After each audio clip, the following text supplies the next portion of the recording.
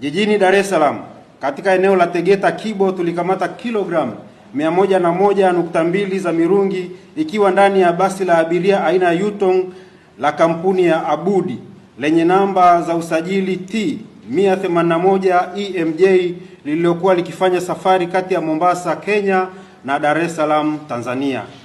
Mirungi hiyo ilikuwa imefichwa katika maeneo mbalimbali ya basi hilo ikiwemo ndani ya matundu ya mfumo wa hewa yani AC ili kukwepa kubainika. Watuhumiwa waliokamata katika tukio hilo ni Ramadhani Muhamedi mwenye umri wa miaka 32, dereva wa basi hilo na mkazi wa Tanga, Salma Sanga mwenye umri wa miaka 26, kondakta na mkazi wa Manzese jijini Dar es Salaam, Twahilu Saidi Athmani miaka 38, mkazi wa Tanga anayefanya kazi Mombasa, Kenya, Mohamed Omari Mikdadi miaka 37 na Ibrahim Mohamed 39 miaka, mfanyabiashara na mkazi wa Kariakoo jijini Dar es Salaam. Aidha, mkoani Pwani tulikamata mirungi yenye uzito wa kilogramu 419.09 ikiwa inasafirishwa kuelekea jijini Dar es Salaam. Mkoani Mwanza kwa kushirikiana na maafisa wa forodha tulikamata kilogramu 52 za mirungi katika kizuizi cha barabarani cha Magu pamoja na bandari ya Mwanza South iliyokuwa inasafirishwa kwa kutumia gari aina ya Fuso yenye namba za usajili T 296 APA.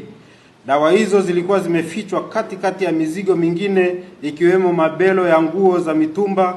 Katikati ya tukio hilo, Hassan Abdul Hassan mwenye umri wa miaka 37, mkazi wa Mahina Nyamagana, ambaye ni dereva wa gari hilo alikamatwa. Aidha, katika mtaa wa Nyaruhama, kata ya Usagara, wilaya ya Misungwi mkoani humo, tulikamata kilogramu 188.9 za mirungi zilizowahusisha watuhumiwa Crispin Shaw mwenye umri wa miaka 62 na mkewe Esther Pastori mwenye umri wa miaka 55.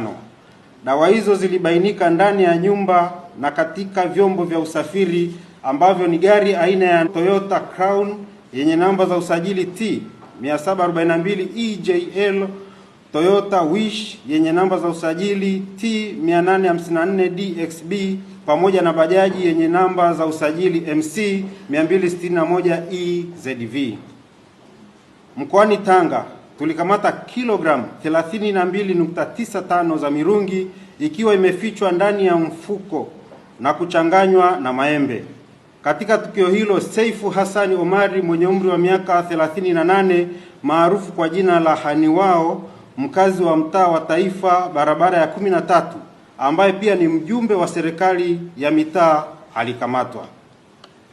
Katika operesheni nyingine zilizofanyika mkoani humo, jumla ya kilogramu 164.01 za mirungi zilikamatwa katika matukio tofauti. Vile vile, mkoani Arusha katika kijiji cha Ingikareti, wilaya ya Longido, tulikamata kilogramu 106.25 za mirungi ikiwa